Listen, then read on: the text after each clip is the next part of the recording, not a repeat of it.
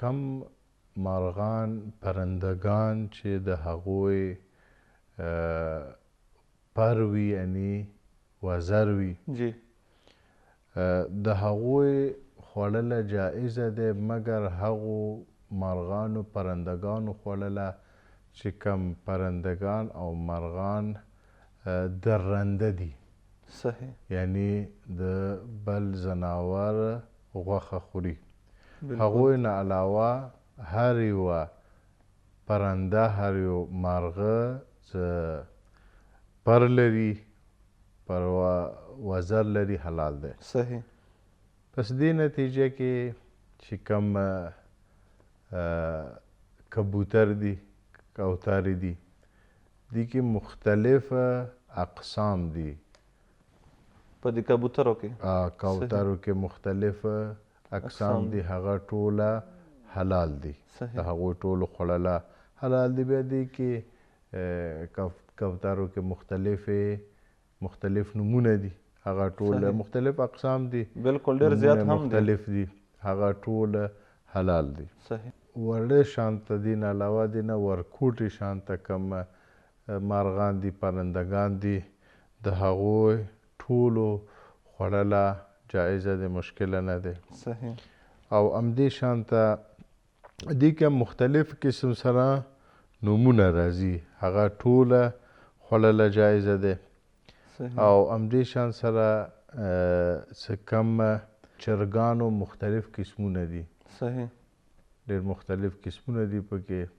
هغه ټولو چرګانو خوړله حلاله دی صحیح او چرګانو کې ممکنه دی ځنه چرګان وحشي وي د هغوی خوړله یعنی وحشي نه مراد ده چې په غرو کې او په تالابونو کې زندگی کوي په غرو کې وي او په ځنګلو کې وي د هغوی خوړله هم جایزه دی همدې شان سره د هدهد خوړله جایزه دی صحیح او همدې شان سره د شترمرغ خوړله جایزه دی بلکې همدې شان سره د طاووس خوړله هم حلاله دی صحیح او همدې شان سره لکه تاسو ویل ځنه مارغان دي چې هغه په مثلا اوبو تالابو ته راځي بالکل او یا مختلفو نورو سیمو نه یوې سیمې ته راځي په خزان موسم کې د پاییز موسم کې بالکل څومره چې مرغان دي د دغو ټولو خوړله شرعي لحاظ سره جایزه دي کې د ورکوټې شانته چې کوم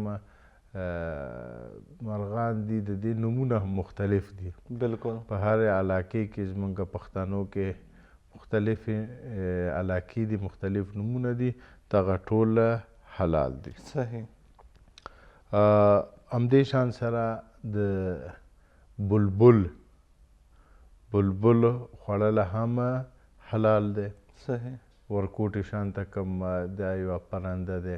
چې ډېره خوش صدا دی ښکلی اواز لري بالکل او همدې شانته ځنه ورکوټې شانته مارغان دي چې ډېر ښایسته وي رنګونه یې ښکلي وي سره او شنه ورکوټې شانته وي دغه ټوله جایزه دی د دې خوړله څه مشکل نه لري بالکل بس مونږ قانون دغه بیان کړلو چې هر یو مارغه څه پرواز کوي او وزر لري خو درنده نه وي هغه خوړله جایزه ده اما کم درنده دي درنده نه مراد هغه دي مارغان دي چې کم د بل ځناور غوښه خوري او د هغوی په خپو کې چنګال وي صحیح د هغوی په خپو کې چنګال وي ځنه ډېر طاقتور وي لکه عقاب شولو باز چې ورته مو وایي باز دا مختلف نومونه دي عقاب دی باز دی شاهین دی دا مختلف نومونه دي او مختلف قسمونه دي بالکل دې کې ډېر زیات طاقت وي بالکل درنده هم وي او ډېر زیات طاقت پکې وي دغه ټولو خوړله حرامه ده صحیح او ځنه درنده پر مارغه وي خو هغه ډیر طاقتور نه وي. ځینې مارغان دي چې مونږ ورته وایو مردار خور، یعنې چې کله چېرته یو ځناور مړ شي او یا انسان چېرته بدن پروت وي هغه غوښه خوري. دی اگر چې طاقتور نه دي خو چونکې درنده دي د دې غوښه هم حرامه ده. او همدې شان سره د ټولو ورغو کلاغ چې ورته په درې کې وایي د دې غوښه هم حرامه ده. او بیا دې کې زاغان چې ورته وایي بنابر احتیاط واجب د زاغ غوښه هم حرامه ده. زاغ هغه مارغه دی چې لږ شانته خبرې د بل کس زده کوي. او د زاغانو غوښه هم بنابر احتیاط واجب جایزه نه ده، حرامه ده. و اما کم چې مرغان خو ورته نشو ویلی، پرواز کوي خو هغه وزر نه لري. لکه څرنګې خفاش دی چې په ماښام وخت کې هغه پرواز کوي او سترګې نه لري. او همدې شان سره زنبور کم دی د دې خوړله حرامه ده. او همدې شان سره چې کم قسم سره پروانې دي یعنی پتنګ دي، پروانه ورته ویلی شي، د دې خوړله حرامه ده. ساګي څه په درې کې ورته پشه وایي د دې خوړله هم حرامه ده. او کم حشرات څه پرواز کوي د هغوی ټولو خوړله بنابر احتیاط واجب حرامه ده.